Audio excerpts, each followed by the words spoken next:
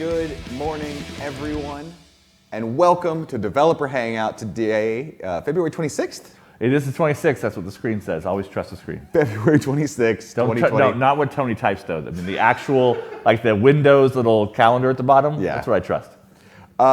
So, hi, I'm Will Hungerford. With me is Oz Scootover, also another Will. Yeah, always. We are your Wills.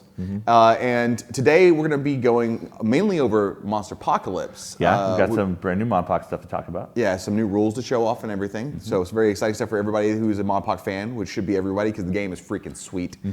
And then I know we did the Warcaster staff showdown between Oz and I yesterday. That was everyone's first look at the gameplay.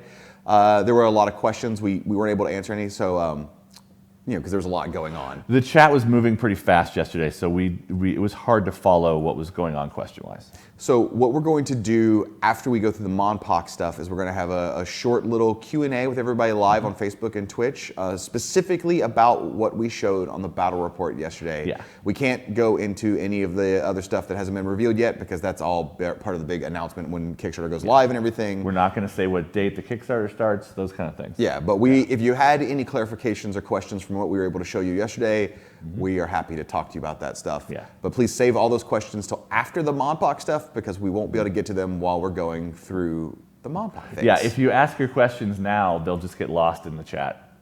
So yeah. For those of you watching on YouTube afterwards, if you're wondering who we're talking to, we stream live. So we always stream every Wednesday and Thursday at 10 a.m. Pacific. Wednesday is Dev Chat, which is what you're watching now, where Oz and I get on and talk about Monpoc, War Machine, Riot Quest, and Warcaster. Then every Thursday is Get Your Paint On with Jordan Lamb. Tony will bring this schedule up. Ah, yes. Thank you, Tony. With Jordan Lamb, where he paints the models we make and answers your hobby tips and tricks. Staff Showdowns are semi-regular, where we play the games we make. The next one is March 10th.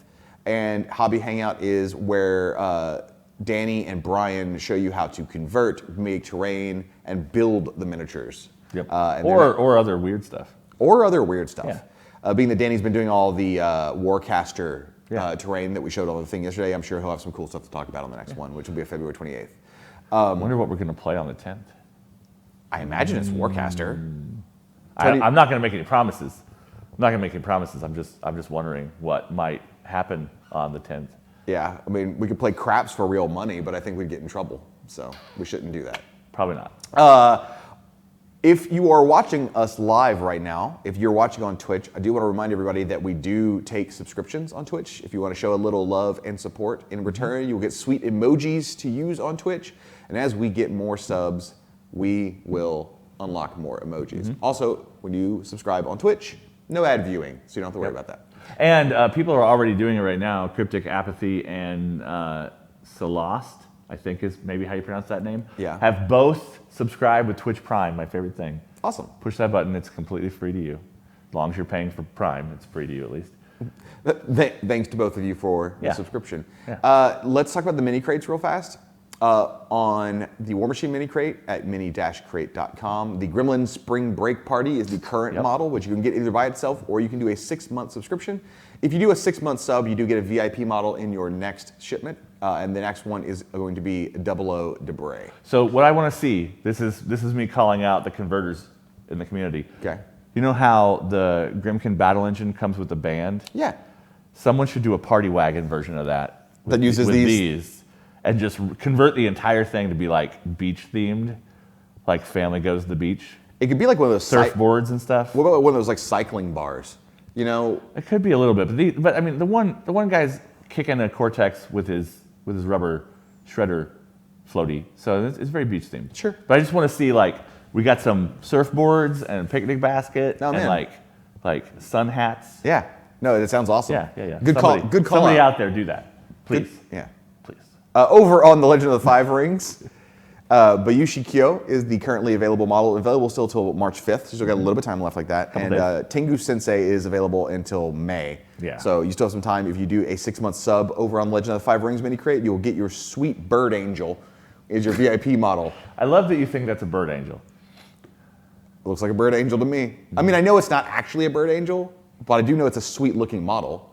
I think everything that comes out of Legend of the Five Rings looks super sweet. Yeah. But at first glance, one might consider it to be a bird angel. Sure. Over on the Savage Mini Crate line, we have badass women adventurers. Two of the strongest characters out. Like, you've got Conan, you've got Solomon Kane, you've got Red Sonja. That's probably the three most known characters by Robert E. Howard. Red Sonja being the VIP model right now, and Valyria, another really well-known character, sort of like a pirate adventuress. Yeah. She is the current mini crate model available until March 12th. So, kick it back over to us, Tony. Hello. Everyone, real fast before we get into the Monpoc stuff, I do want everyone to know that in the office right now, buttons are being pressed, and War Room should have either just updated or update during the stream with the February releases added in. The card database will be updating soon after. That's going to be Nemo 4, Helga 2, The Terrorizer, and Charles K. Dogwood. Are all should be in War Room like now. What's the K stand for? You don't want to know. Okay. But if not, they should be very, very, very, very soon. Is it Kierkegaard? Yes. Charles Kierkegaard Dogwood? No, it's not. Okay, cool. So everyone heads up. Definitely by the end of this stream, the War Room update is up. So, Oz. Yes? Tell us about Monsterpocalypse. Monsterpocalypse. Tell me a story about Monsterpocalypse. So, Tony, which thing are we doing first again? The map. We're doing the map again. Okay, so if you watched the Primecast that we did last week, we did a tiny little Monpoc segment, and we showed off the Obliteration Boulevard map. Yes. So I want to talk about it a little bit more today, just in case people missed that. This is the only place we've shown it off, because the art came in slightly after solicitation, so we didn't have the art on the solicitation. When's it coming out? This is a May release as of right now, but you know, production concerns and stuff, it might get shifted around. But it was solicited for May, so fingers crossed. No containers fall off boats is coming in May. Yep. So like we talked about on that Primecast, the key defining element of this map that people have never seen on a Monsterpocalypse map before is 8 power zones. Yes. Normally maps have 6. Tony's going to circle them for us because he's got the telestration going. So very nice. There are 8 power zones and 1 negative zone on this. So there you go. So you'll be able to get a lot of power off this map. It also has 5 spawn points. Some of the maps have 6. And it's got 2 neutral spawns like it's pretty normal. Sure. The other element that we pulled out the telestrator for is that I mentioned in the last conversation about this map that it's kind of a lane map. So we haven't done this very strongly in Monsterpocalypse before, like creating definite paths that control the flow of battle, especially if you don't have high mobility. Right. And this map was originally created to be a map with lanes. When we were first talking about what was going in the original starters, this map was one of the scribbles that we did during those meetings. Yeah. So Tony's going to telestrate my lanes for me. I'm gonna really try to follow along. And he's going to get it all right. So there are 3 lanes. There's a middle lane. So if you start right around that water thing, and you are a monster, this is only effective for monsters because units can squeeze between things. So if you look at the map, between the foundations, there's only a certain amount of space for a monster's base. So you can't go diagonal between the foundations near the red spawn point and the water in the middle. But once you get into the middle part of the map, there are 8 foundations kind of in a semicircle sort of situation. So if you're in that big open area where the negative zone is, you can't get across that if you are a non-high mobility monster. If you are, just jump out anytime you feel like it. Yeah, you can cross back and forth. But there's also not a lot of space to get into those side lanes because the side lanes are also basically 2 squares wide. So if you start in the top left corner, you cannot go down on the map as a monster because you can't fit between those 2 foundations.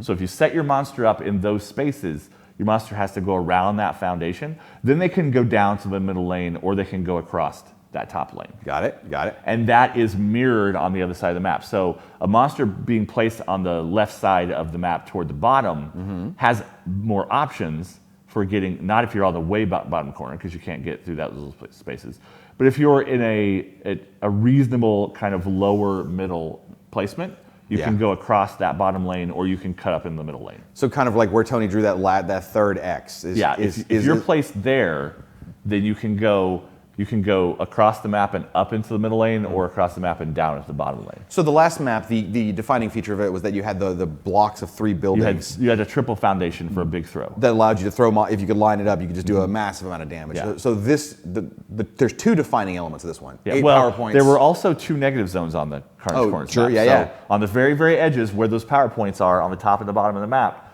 so you had to kind of go for them on purpose with your units, were 2 negative zones. So, but here we got the 8 power points, which is defining, and then we have this lane design. Yeah. Do you feel that this gives our high mobility monsters massively advantage? So what this kind of is the King Kondo map. Because Okay. King Kondo has high mobility and grappler. He can shut other high mobility monsters down on this map pretty strong. Okay. Because he can jump around, but if he's touching one of those building foundations, you can't get over it. Now, Kraken Noctis and Demos also have grappler, but they Yes. don't have high mobility. So they're shutting down high mobility monsters, but Kondo can do whatever he wants on this map. So it kind of leans more toward him and other monsters a little bit like him. Okay, so you think he's one of the strongest I choices? think he loves this map. Okay. I think flying models in general will really like this map, especially if their opponent doesn't have flying models. So design-wise, so for people that aren't aware, we could probably break this down. Yeah. You're the lead on Monsterpocalypse. Yeah. So that means all the Monsterpocalypse stuff Oz does. I'm the lead on Riot Quest, all the Riot Quest stuff, and then I was recently moved over to lead on War Machine, Yes. at the mid to end of the Convergent CID. So all the new sort of War Machine stuff happening come from me, and then Souls is lead on Warcaster. Yeah. Jason Souls gave you War Machine because he started on Warcaster. So when we talk about design, if you ever have why is a certain design thing, why was it built this way? If you want to know Monpoc stuff, and as great a game as it is, Oz is the guy you want to talk to. Yeah. So design question for you, which I've seen before. Yeah. Is it in your intention, and do you think it's okay that some monsters are just better on certain maps than other monsters? That there is a disadvantage to playing a certain monster on certain maps? So I strongly believe there's a first player advantage. Yes. And this has been a conversation we've been having in the community, and some people disagree. But the more maps that come out, the more the second player has some control over the game. Because first player goes first, gets to do basically anything they want earlier than their opponent. But second player defines the battlefield. And now that there's a couple more maps out there, especially with weird edge case things, then second player, if you're the second player and you're playing Kraken Noctis and Incinerus, the Volcano map is really interesting for you. Right. But if you're playing flying monsters and your opponent isn't playing flying monsters, If they're playing Armadax and maybe you pick this map because it's going to hinder their movement and not hinder your movement. So it's giving more of the control of how the game's going to play to the second player. Yeah. Whereas the first player, they get to make the first attacks with their monsters. They get to grab the first spaces with their units. So They set the tempo. Yeah, it's spreading the tempo away from the battlefield farther apart. The more maps we make. So so it's perfectly awesome then. It's perfectly fine that certain maps advantage and disadvantage certain monsters. Yeah. That's by intent. If you're playing Kondo and you win the roll off, I doubt your opponent's going to pick this map. Yeah. But it's possible if they have an army that they've built to also function on this map, maybe they do. But yeah. So cool. Anything else about the map, or we want to show people some new rules? I think we're done talking about the map. All I right. think that's about all of it. So now we're going to talk about new models coming out next month. And the first thing is Green Fury, which Sergeant Titanic has been out since Gen Con. Gen Con last year. Her special beer model was the 2019 Gen Con model. Yeah. So she's been around. We've had an imbalance in the Protectors versus Destroyers factions, technically, because one of them has existed for a while. But it was only one model. It was only Titanica. So this month, her regular model comes out, which we'll show in a little bit, and her units come out. So Green Free units come out for the very first time. So these are probably one of the most supportiest things I've ever made in the game. The Scavenger Van is not a mainline combatant, even though it fills in the blister contents, it fills that kind of mainline category. There are 4 vans, 1 elite, and there's 1 scrapper plane. But these guys are not the frontline fighters or even the backline fighters that a G-Tank are. Okay. These guys are a utility van, basically. Well, they've got 2 actions, and their attacks are subpar. Yes. So they can ram you. They can do a brawl attack. They can smash into you with that great With big, no blue dice. with that great big thing, but they don't get blue dice out of it. Yeah. And they have a very, very short range gun that is okay, but can't really push itself with extra white dice like Yeah. a lot of units can. But more importantly, they have 2 actions. Yep. So they put Extinguisher on the Protector side. So Extinguisher's existed since the Spitter came out on the Lords of Cthulhu. So Extinguisher's been around a long, long time. Yep. But the good guys on the Protector side never had access to it. And then they have a brand new ability called Scavenge, which is going to also be on the Blob units that come out this month, where your units can try to get you extra power dice by basically eating rubble. Well, they might not eat it completely. They might not eat it. They sift through it, they find something good, and maybe they completely dig it completely off the table. Yeah. And this is also an interesting element of the entire Ignite conversation, because now there's a way to take rubble off the table. Sure. There was never a way to change the debris tiles once they were down. Right. You could destroy a building and not leave a tile, like with vanguards. Yeah. Or you could try to place burning buildings or incombustible buildings to try and control what the debris would be. Yeah. And then Ignite came into the game, which you could light fires. But now finally there's a way to try and remove a tile entirely. And 2 of these guys can extinguish and then scavenge because they're 2 different actions. So if you want to spend 2 action dice to try to get rid of a fire that you might be where your monsters are going to get thrown to lose you the game, these 2 little vans can try to pull that off for you. Plus the economy of just scavenging and being able to turn a white die into a red die, Yeah. guaranteed, Yeah. is great. And if you have the Statue of Liberty secured, you can try to turn 2 white dice Into red dice. into red dice. Yeah. So that's a pretty good swing for your units are usually holding territory, but units don't actively get you power dice unless they kill things. Right. Because units sitting on power points, you have to wait until your next monster turn to power up. But this is a way to just turn those white dice that you're using right away without having to hit with attacks. Oh yeah. That seems really strong. So yeah, so that's the scavenger van, and there is of course an elite version of the scavenger van, which has everything the same except it has commander. So it's got 2 blue dice on its gun, and it's going to give the other scavenger vans a blue die on their gun. So in a pinch, scavenger vans can shoot at stuff and get rid of them. Or if you're playing only Green Fury. Because we know that there are people that play just factions. If you're going to mono faction this, it's probably going to be one of the hardest things to mono faction the entire game. But you can do it. It only has 1 blister of units and only 1 monster. But you could do it. But you could do it. You can do anything you want. Have fun. Play whatever you want. Cool. So that's the vans. Now the second thing in it is the specialist, which is what I call these solo things that you don't get elites and regular grunts for. Yeah. And this is an offensive mobility model that we've pushed kind of high. Yeah. But that's because it's a Def 1 flying model, so it's going to die pretty easy most of the time. On accident. Yeah. And when I was designing this, I was thinking very much of the Hellion, the Lords of Cthulhu, like flying leech guy. He's a very, very offensive model. He has penetrator, he has hit and run and that kind of stuff. But he's also really, really squishy. So scrappers, they can get where you need them to be, and they can make 2 attacks because they have quickfire, which we first saw that kind of ability on the Carnatrons. They can always punch no matter what they do. Yeah. Quickfire is you can always shoot no matter what you do. So they can make 2 blast attacks in the same turn, and they have pretty good dice, and they have hit and run, and there's high speed, mobility, but they only have defense 1. So you're not going to often hold on to a negative zone or a power zone or secure a building with the scrapper. It's going to fly out there, it's going to try to machine gun something important, and then it's going to more than likely die. Yeah. Giving your opponent a power dice, which is always part of that consideration of how expensive a model is, because models that are super easy to kill, especially if they happen to get in clumps like strike fighters, are just free power dice if you have the right unit to attack them with. So, Yeah. that's always, people are always asking me like, how do you balance things, and is this thing too powerful, is that thing too powerful? Always keep in mind the defense of a unit is how easy it is for your opponent to turn that unit into a power die. Yeah, and also cost, right? Like you were saying. Yeah.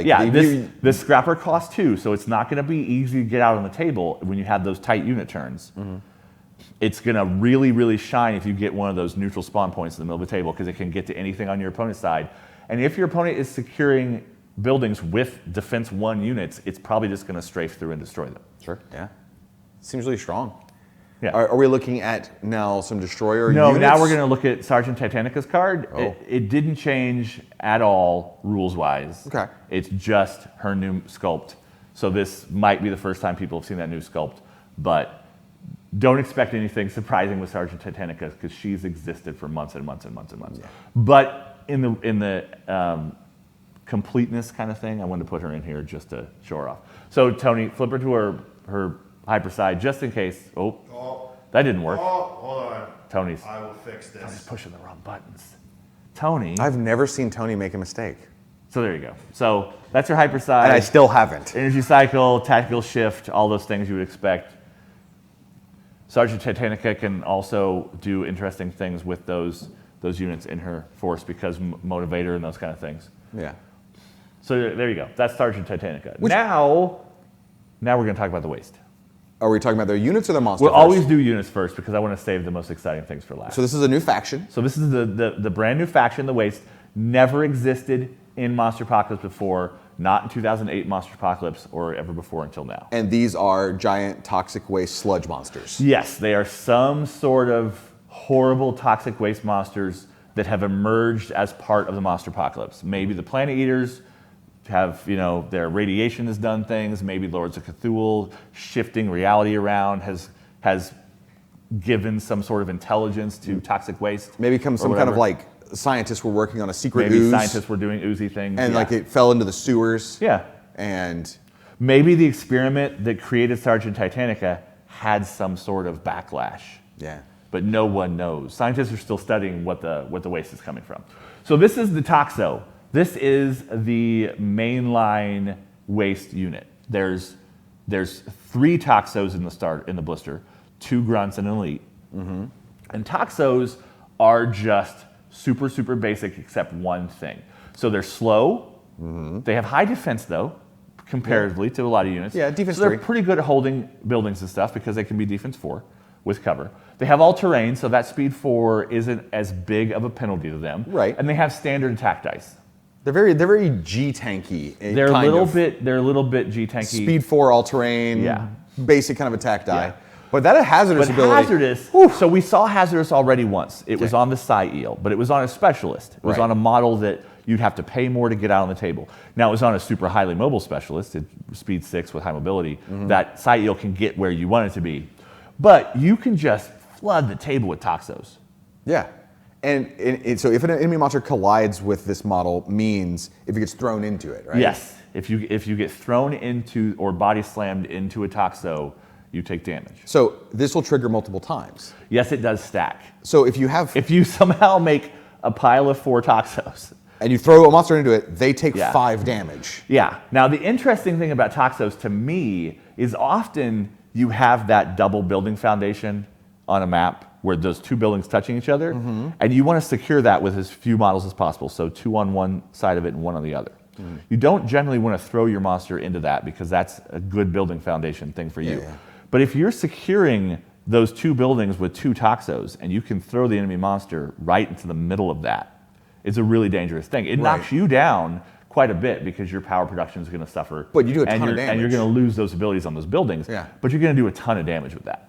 So yeah. So if you give a demo to someone for the first time, Yeah. and they've never played the game, and you bring Toxos, and you line up 4 Toxos, and you're like, this is how body slams work, and you slam them into Yeah. 4 Toxos and do 5 damage, are you a toxic player? Probably. Okay. Probably. But that's the Toxos. They also. minus points for Hungerford. Oh. I'm keeping score. Oh, okay.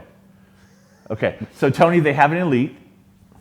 So we'll flip to the elite, and it's a standard elite. has standard it has elite things. Commander Toxo. It has better dice, but it doesn't make them faster or better or anything like that. Mm-hmm. So the thing you're going to have to get over the most if you want to mono-faction the waste is that your speed is that you don't have any.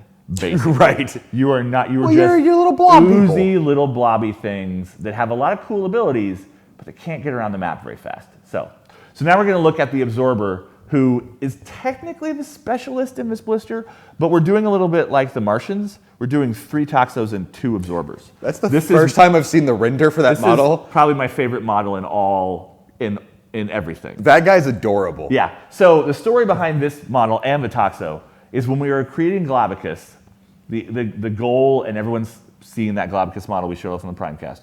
The goal was always to make Globicus split into 2 forms or whatever.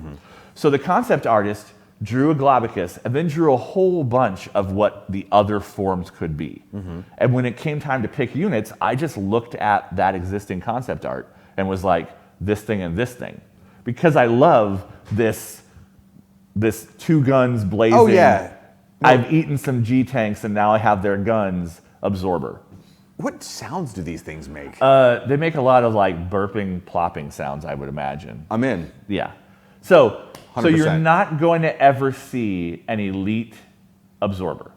So the absorber's a lot like the crawler and the destructomite and those kind of things. Yeah. But he's got a couple of tricks up his sleeves. His goopy, disgusting sleeves. So just like the Toxo, he's speed 4, def 3. He's like, that's going to kind of be the baseline level of stats for waste things. And he has all-terrain like that. And he has all-terrain because he's oozy. Yeah. Right? He has a good brawl and a good blast, a range 4 blast with 2 whites and a blue, pretty standard. But improvised weapon is the interesting thing on this model. So absorbers don't get elites, but they treat debris tiles as if they were elites. Oh. Well, they have to be on or adjacent instead of just 2 spaces away. But the kind of same idea, right? It's basically right? the same, because those debris tiles are big. So if an absorber squelches, I think is what the verb for the moving. Schlops. Schlops. If an absorber schlops up to a debris tile, then it's getting +1 blue die for its attacks. Yeah, because it's just using its oozy hands to suck stuff up and then like shoot it out. Yeah. And then options-wise, it can also turn that debris tile into a power die and maybe accidentally eat it because, you know, it's a blobby thing. It might get a little overzealous. But there's going to be plenty of debris on the table for them to get those improvised weapon bonuses for, even if they eat 1 or 2 of them. Yeah. So and then they've got, man, these things are neat. I can't wait to see some paint schemes because I think a lot of people will go green. Yeah, we're going green with a studio scheme. Because it's ooze, it's toxic waste. And everyone Yeah. kind of like, since Doom came out, everyone thinks of toxic waste as barrels of giant green stuff, right? Yeah. Between like TMNT and Doom, toxic waste is great. Yeah. And Toxic Avenger. But I want to see like, I think red would actually look really violent. There was also a Blob movie in the 50s where the Blob was a big oozing red Wasn't thing. it pink? Oh, it was red, wasn't it? It was pinkish, reddish, purplish. Because I was about to say the Blob movie that came out in the 80s, the remake, was pink, Yeah. right? Oh God, is someone going to do flesh-colored blob monsters? Because Just that's horrific. Don't paint them like flesh. Don't do it. It's not worth it. It's not worth it. I'm thinking about it. Have you seen flesh-painted Legion of Everblight? Have you seen flesh-painted trolls? Yes. It's weird. Okay, so there you go. That's the waste units. A really interesting unit for setting up throws and body slams and stuff, and then like an all-around kind of toolboxy attacker unit. So there you go. Now we're going to go on to Globicus. So you guys have seen the Globicus models, but you haven't seen the Globicus rules yet. So Globicus is a slow monster with low def. Selling it to start. Yeah. So I'm going to go with the bad stuff first. Globicus is slow, and Globicus is easy to punch.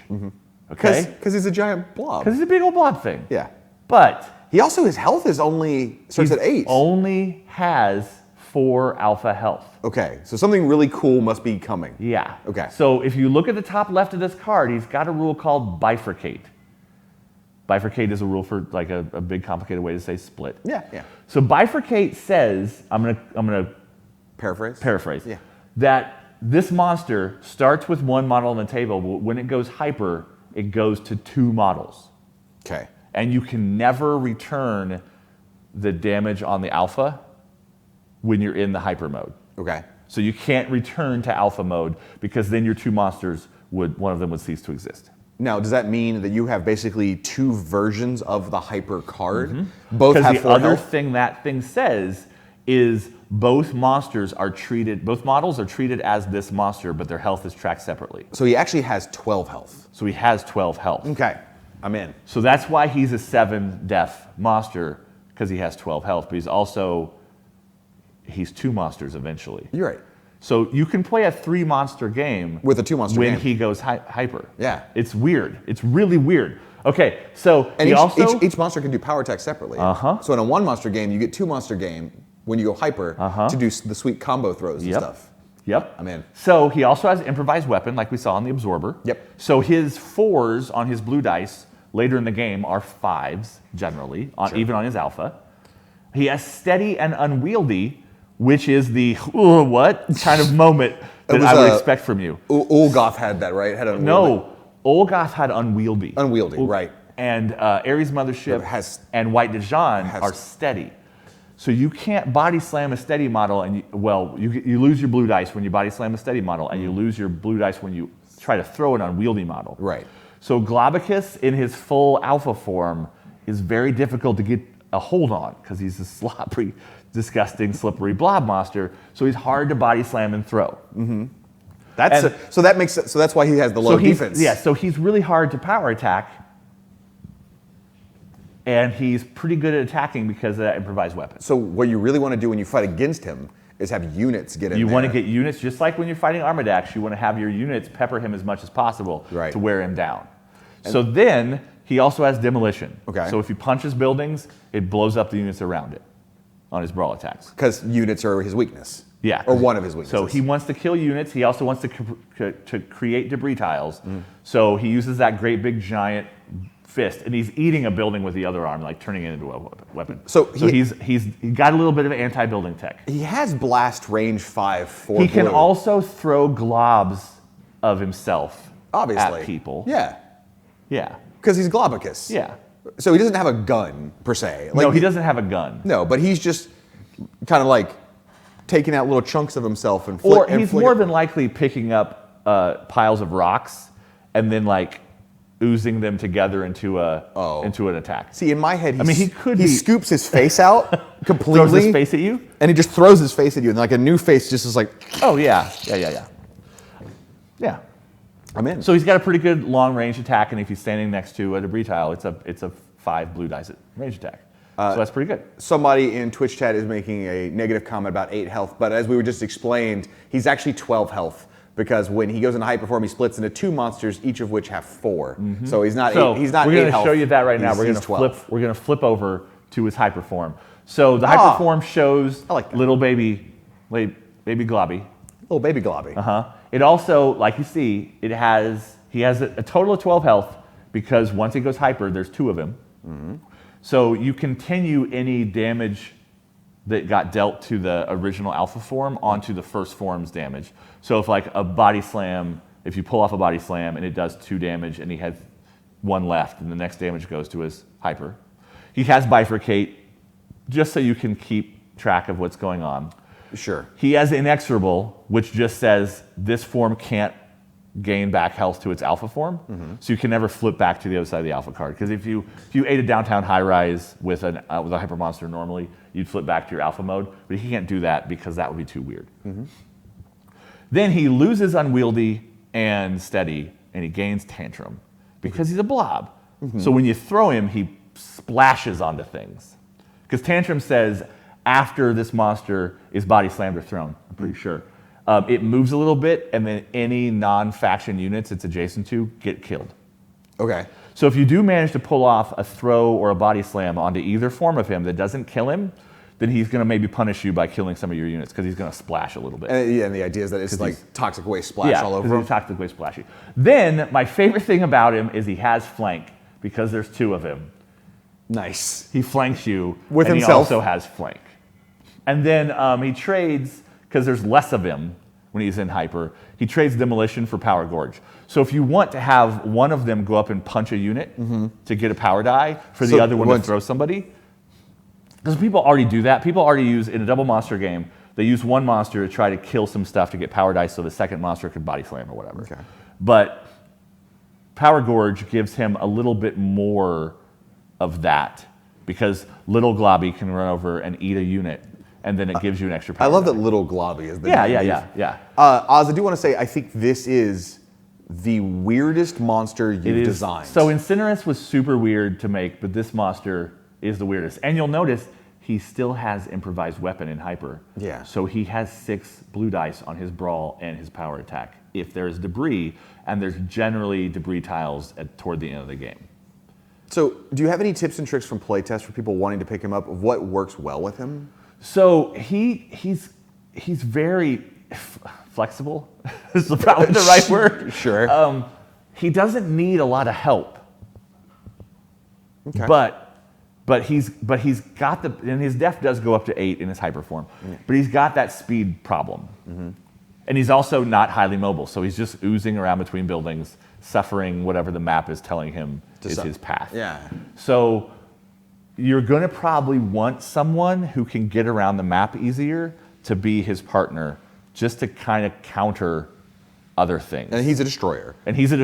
So he's a bad guy. With him having steady and unwieldy, in his alpha form, and then Tantrum, do you think like him and Ares Mothership is the kind of combo that your opponent's going to look at and be like, I don't want to? That's interesting, but I think that Grappler on Demos is also interesting because this guy has one of the hardest times of getting around any map of any monster. Okay. So anything you can do to try to keep your opponent from getting around behind you and stuff with Grappler or whatever. Okay. But also you could just take a really, really fast mobile offensive model that can just get in there and distract people while this guy makes his way across the map. Okay, sweet.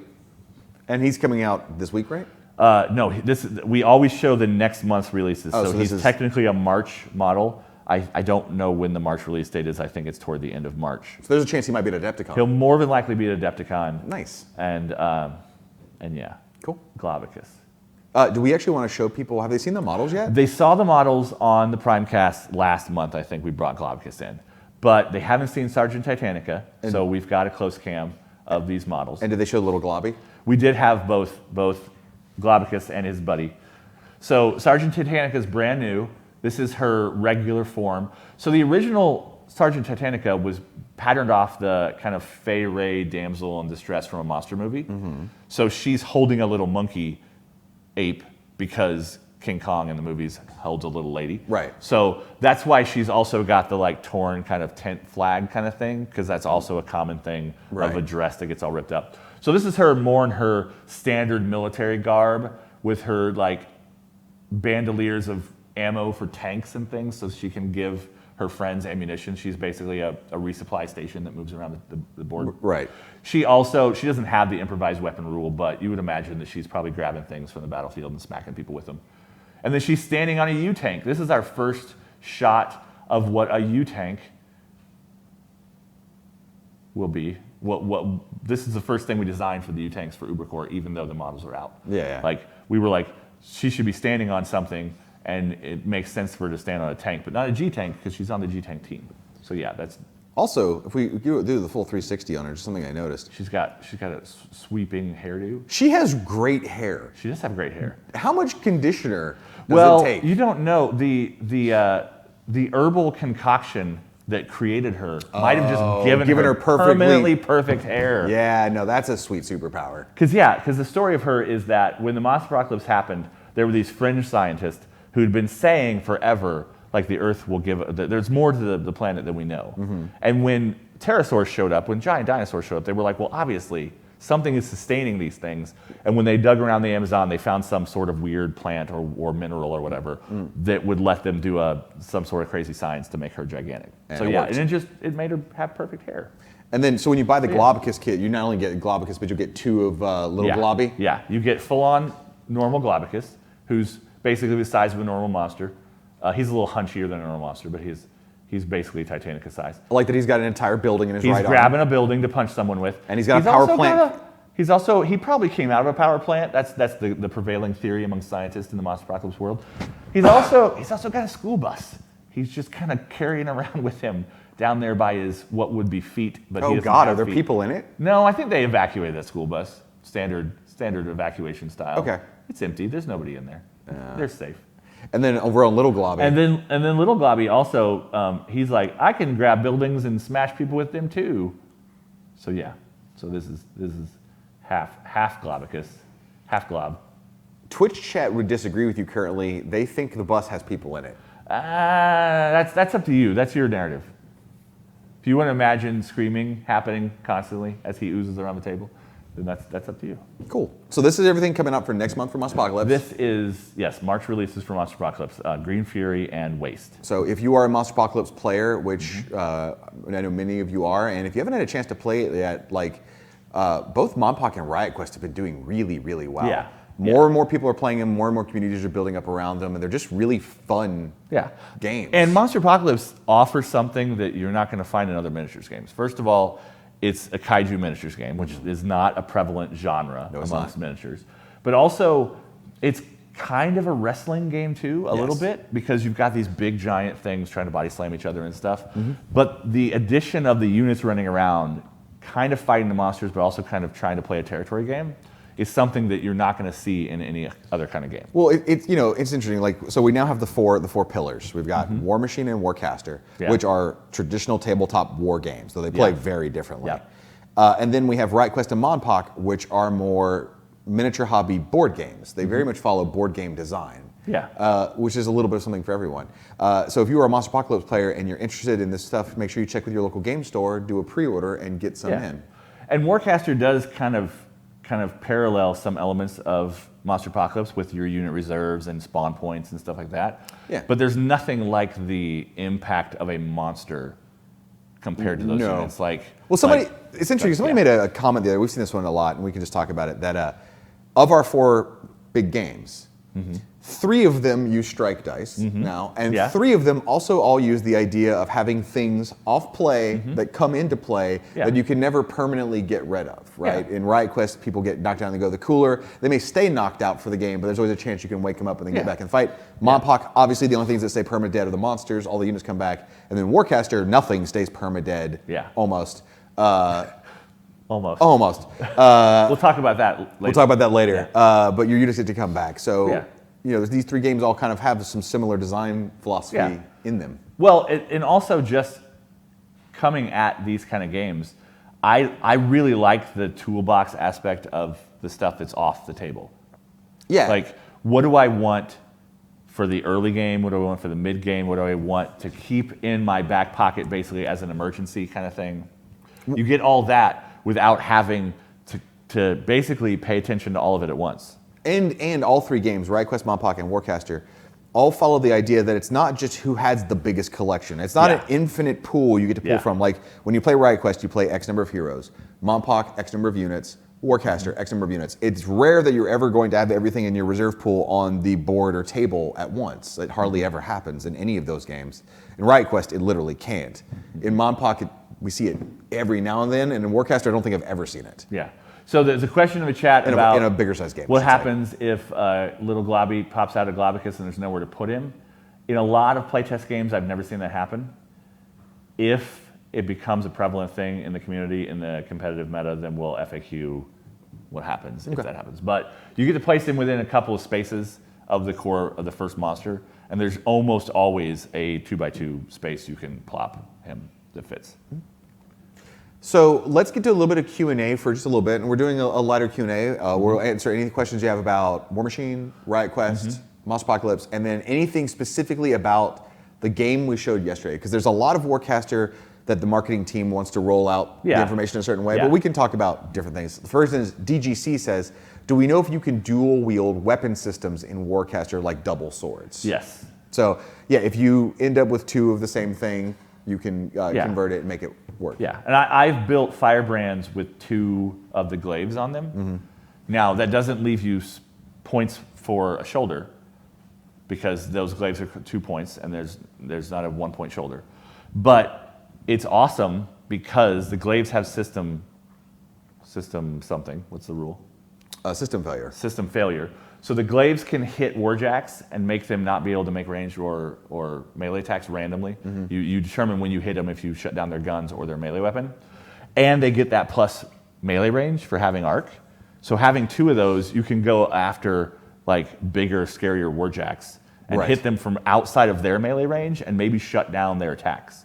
So there's reasons to build those like double whatever melee weapons or double guns or whatever you want to do. And that's a continuous effect, which we didn't see any of those in our last game, but there are continuous effects in the game. They last until the end of a pulse round, then they have a random chance to expire. And they do different things.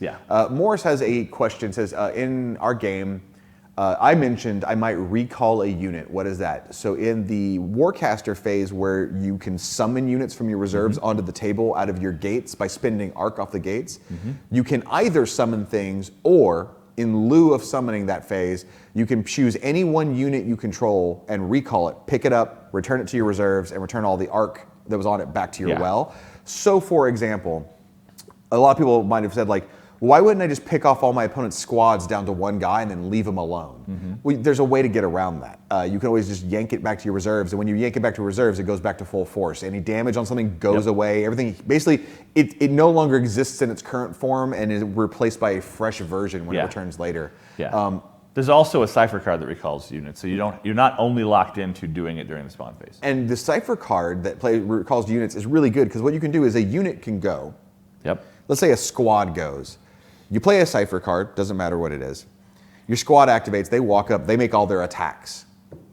You play the cipher card to recall them. Then you had a gate over there on the other side of the board. Next is the summoning phase. So that squad that had just gone over here and shot, you now summon out of the gate across the board. Maybe in your battle force, you only included one of that squad. And you're like, they're really good at what I need right now, so I'm going to pick them up and shoot them over there. That cipher card allows that because normally it's either recall or summon. Is the rack drawn and pulled prior to deployment? Yeah, and I think we actually did that. I think we drew our cards right after we deployed in our battle report. Yeah, I can't remember. But yeah, how we did it yesterday. It's drawn. You know what cards are in your hand before you're deploying. Yeah.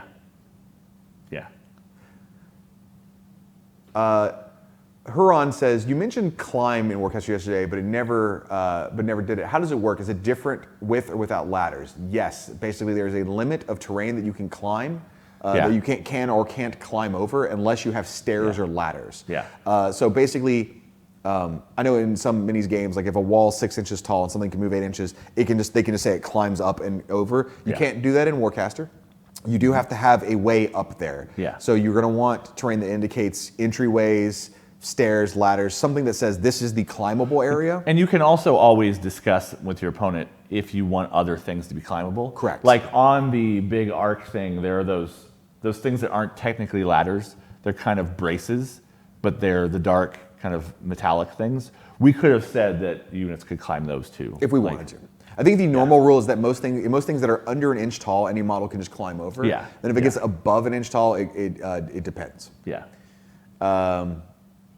What is the deployment zone? It is 5 inches in most scenarios, but it can change.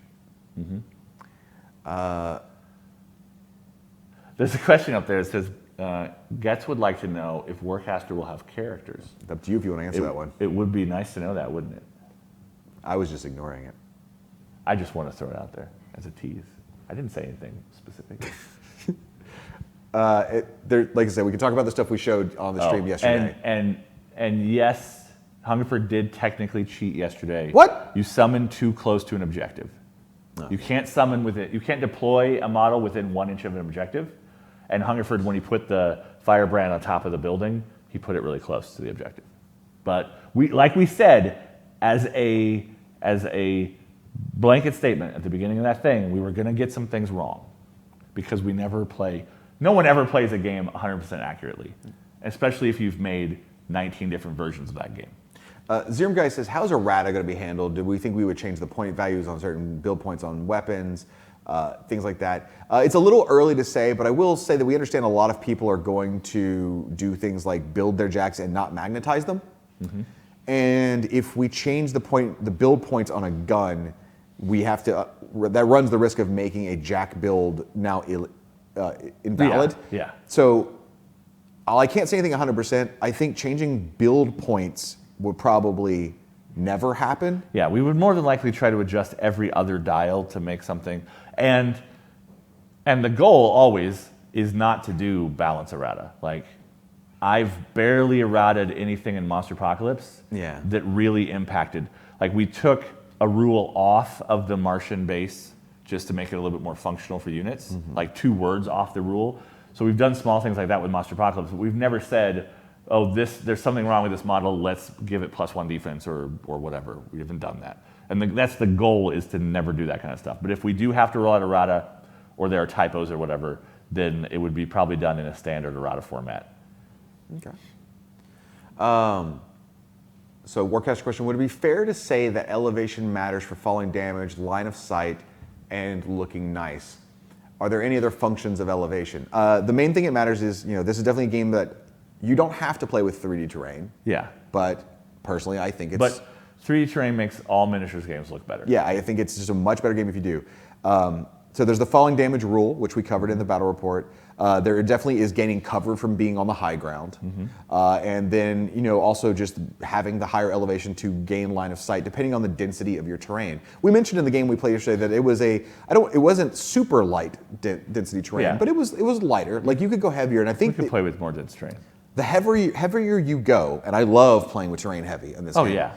You want more elevation, because if you play a game where it's just a bunch of just walls, and things that you can't climb on top of, I think that's a little bit annoying when you play terrain dense. I think you want catwalks and you want things to get up on top of. And even if you're not doing catwalks, you just want like trees or ruins or something that you can have a model stand on top of. And again, the rules of climbing, like I said, stairs or ladders, but you and your opponent, if you're doing, say, a forest world, put down vines or something on the trees and say these are climbable, and you can go up there. Whatever works for you. Grant on Facebook wants to know if there are set summoning costs for types of models or if they're specific. And they're specific because they're kind of the points cost. Just like in Monsterpocalypse, you can have units that cost 1 to summon or units that cost 2 to summon, just depending on how good their rules are. Yes. Right now, the units we were playing with yesterday were 2 to summon, and the solos were 1, and the warjacks were 2. But that doesn't mean there won't be a solo someday that costs 2 to summon or 3 to summon or whatever. Correct. Or a squad that costs 1 to summon if they're like a support squad that doesn't do a lot. It just kind of depends. It's one of the ways we balance out the models in the game. So 3 quick questions.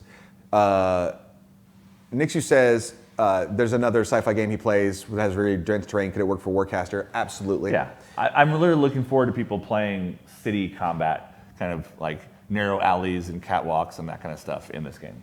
Stool asks, are there flying, jumping units in this game? There are flying units. We haven't seen any yet, but there are some flying units. Seanster 3000, I think, asked one of the most pertinent questions. Are there hills in the game? And the answer is, depends on the world you're playing on and if you want to have hills. Yeah. Because elevation is just what it does. So I think if you want to play hills in Warcaster, you go crazy. Make hill world. We had 2 sci-fi hills in the game yesterday. We did. We had a big platform that was elevated, then we had the little, I think Danny's calling that a landing pad, the thing with the half rail and the stairs up to it. Yeah, I mean, effectively, like you said. Those are bumps basically in the terrain. Even if they're not naturally occurring, they're still kind of hills. Axtor wants to know, will there be non-bipedal warjacks? We can't say anything about that just yet. I think people did hear the name of one of the new faction coming up. No. They didn't? No, Matt Wilson tweeted a concept art piece that had the name of the model, I think, on it. But it didn't say anything about what faction theoretically that model might play for. We've said that these are 2 of the factions we've shown. So people know there is another faction. Yeah. But I couldn't remember if people knew the name or not. No, it's the grafter. People know the name. It's written. Usually when Matt concepts something, he writes the name of the model. Sometimes it's the playtest name that's like badass cool guy or whatever. But often for certain games, especially when they're at a certain like development point, we know the names. So yeah, the grafter is on the Facebook page and Matt's Twitter and other places like that. Tortuga says, is all measuring horizontal? So if you have a model a foot up from another model, would you just measure horizontally base to base? It's all based off volume. Well, and I believe that measurement is base to base, but line of sight is volume. Yeah, that's what I was like. So whether or not you can see them is based off the volume. Yeah. So if you were standing at the base of a building and somebody's a foot up, I don't think you'd be able to see them. And people had a bunch of questions about volume yesterday. Volume, if you've not seen the rules in War Machine or a few other games that use volume, basically your base size establishes how tall you are. So every model is effectively a cylinder, a certain height, and a certain base size. Yeah. And that's where you draw volume so that we can make models that are like doing this, but they're not really doing that effectively for line of sight. Yeah. Which it means that, like, especially in a fantasy game, it would mean that you can't shoot banners and that kind of stuff. But I think if somebody was a foot up and someone else was a foot down, yeah. There is a distance horizontally where you could be in range, but I'd have to, it's so situational. You'd have to see the table to be like, can you see them? Like, who is it? What's standing up there? I think it would be very difficult. It would be pretty difficult to get line of sight that way, yeah. Yeah. That's what I was saying when I was saying is everything's so volume-based of whether or not you can even get the shot off. So Chewy wants to know if there are forests. Yes, there are forest rules, but effectively there are obscuring terrain rules and rough terrain rules. So a forest in War Machine blocks your line of sight, interferes with line of sight, and makes it hard to move through. So it's both obscuring and rough. So we've made those two different things. So you can have a cloud that's obscuring, or you can have uneven ground that's rough. But things like forest, even if that's a whole bunch of pipes in the ground or tentacles coming out of weird plants or whatever, Yeah. because this is a sci-fi thing where there's a million different worlds. Yeah, there are forests, and they do block line of sight to a certain extent, and they slow you down when you move through them. Here wants to know whether there be a standard volume size for each base size. There is a rule in the book that says 30 millimeter bases are X height and that kind of stuff. Yeah. So that there's no modeling for advantage in this game. Yeah. You can't put your guy on stilts and have a better volume. The other thing I want to say about base size, I saw a lot of comments. I went back and watched the video because we couldn't follow the comments yesterday. They were going too fast. Yeah. And we were trying to pay attention to not getting rules wrong. So there was a lot of questions yesterday about base sizes in Warcaster. And basically, models come with the bases that they come with. And I do believe we're going to put base size stats on the card. Yeah. So you know if you got a misprint, if you got a warrior and it came with a 40 millimeter base, but it's supposed to be on a 30. But there's no like, this size of jack fits on this size of base. I think people are used to War Machine. You're very used to War Machine where base size, like 40 millimeter bases are light warjacks. And 50s are heavies. And then 120s are colossals. Yeah, that's not how Warcaster works. In Warcaster, the model's base doesn't matter as much because line of sight doesn't work the exact same way. And we also want the flexibility of saying, this is a 30 millimeter warjack with one build point or whatever. Yeah, or this warjack is going to have a ton of overhang. Yeah. And it is huge, so it goes on a bigger base. Yeah. So don't get stuck on the War Machine mentality of base sizes determine some sort of rules thing. The rules are the keywords and the rules on the cards, and base sizes are just whatever base size makes the most sense for that model to have to hold it up and make sure it doesn't fall over. Yeah. So let's see. I'm doing weird things with my head, by the way, because there's a glare on the screen. You have you always have Oz look when you look at the screen. Yeah, but now I have to also kind of try to move the glare around. DGC, if you see anything else you want to ask or answer, DGC said, will there be plastic tokens? I can't say for certain, but I do hope so at some point. The starter sets will come with punch-out token sheets, much like Riot Quest and Monpoc have. So we're going to give people tokens in the starters, but those are going to be cardboard to keep the cost of starters down. Yeah. I don't know. We're not going to talk about the other plans of that kind of stuff yet. And more, again, just to confirm, yes, base size determines volume, because we don't want if somebody converts a model and they have their jack laying down holding a rifle, and then someone else converts theirs to be standing on a rock, standing there heroically with a pair of glaives. We don't want those to be different volumes, even though physically one model is taller than the other. So just standardize it based on the base size, so that it's more of a volume silhouette that you compare to, regardless of the actual position that the model's in. It just makes things a lot cleaner. So a Christor 4, I don't know if this is a fishing question or just an excitement question, but it's going to get the same answer either way. Yeah. They want to know, what about Warcaster are we looking forward to the most? And I can't say. Because there's some models and some ideas and some things in the game that we're saving for later marketing and the Kickstarter launch and those kind of things. Yeah. And some of those things, especially one or two of them in specific, I'm very excited about. But I can't talk about them because we're not ready to reveal those things yet. I can answer mine. Sure. The hobby side from the community, easily. The cool thing of this setting to me is A, it's sci-fi, and B, it's on all these different worlds. Yeah. As a fan, a huge sci-fi fan, especially of settings that have a whole bunch of different worlds that you can travel to, I love seeing people create custom terrain that's lava world, ice world, inhabited world. It opens up the creativity for everyone so much to be able to really just do whatever you want to, which then leads to people doing cool basing schemes, doing cool color schemes, and all that kind of stuff. And I feel like there's going to be some really great opportunities for the terrain makers, the converters, and the painters out there to do fun stuff with Warcaster that we haven't necessarily seen for our games before. Yep. And I want to see people do that stuff, and I'm really excited to see what they do. Well, I mean, there are skyships in the game. You've seen some art of them on the website and stuff. I want to see people make vehicles, basically, that we've never had. Like, in War Machine, there are trains and there are wagons. Yeah. There aren't, like, like school bus sized spaceship things. Like transport carriers. Yeah, and there stuff aren't like that. there aren't all those transporty type stuff, and you could have a battlefield that's just like an industrial complex with lots of shipping containers and stuff, and what would equivalently be semi trucks parked on it, but they're cool big flying I wanna sci-fi see- things.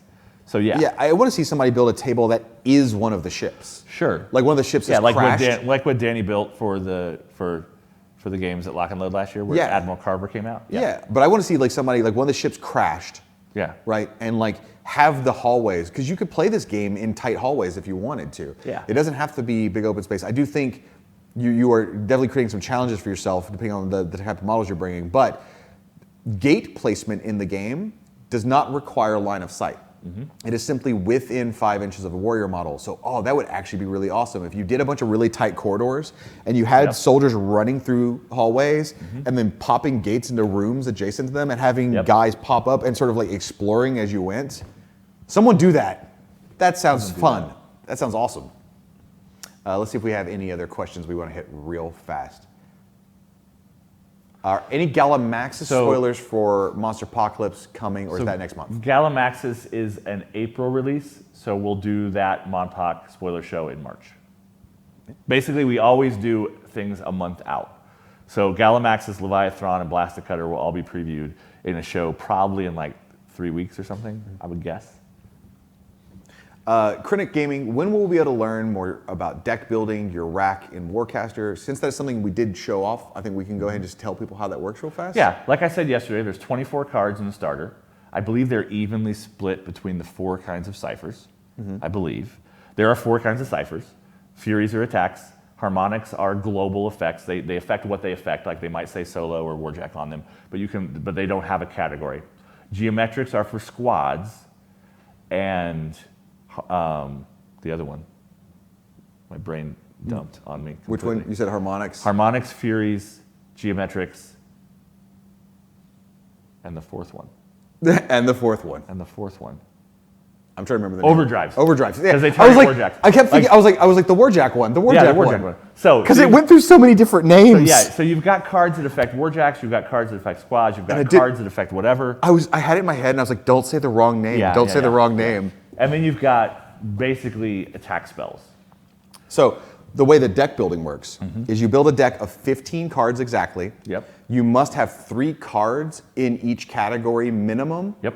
You're going to have any number maximum. So that means 12 of your cards are kind of spoken for. You have to have 3 harmonics, 3 geometrics, 3 furies, and 3 overdrives minimum, giving you 3 more cards to play with. Yeah. So you could go 6 furies and then 3 and everything else, or a more even split. Yeah. I stacked my deck yesterday for harmonics and then shuffled badly, so all 3 of my fury cards were the bottom 3 cards of my deck. So keep that in mind when you're playing. That Red Wolf says, a very great question. Can you duplicate cards? You may not. No You can duplication. only have every card. You can only have one of. And I believe, I'm not going to say a number out loud, but I believe there's also a total maximum number of units in your reserves. You can't just be like, I'm going to take all hunters. There's a max of each type of unit you bring. Yeah. But I don't remember what that number is, so I'm not going to say it. Anon by Proxy has a really great question. There's some concern about the color choices of the cards for the colorblind among us. So the colors on the cards don't actually have a game effect of any kind. Yeah. The name of what kind it is, overdrive, geometric, harmonic, or fury, is on the card, Yeah. written on Also- it. Also, the design, the little sigil on there, Yeah. is different for the 4 types. The illustration on the card. And the text of the card says what it does. Overdrives all say warjack gains whatever. Yeah, if they were black and white cards that had no color on them at all, Yeah. they would function exactly the same. So the colors are simply there for when someone is going through their cards and they're trying to separate them into the individual 4 types without having to look for the word or the symbol, but you're not missing out. So they are colorblind considerate. So Adrian, the same 24 cards come in every starter as of now. Yep. So I think that's all the questions we're going to hit right now, and that's just because we have a lot more to talk about in the future, and we've got a lot more coming up very soon from the marketing team, more insiders, more reveals, and more stuff that they want to put out there. So, and I know there's a lot of stuff we can't talk about yet.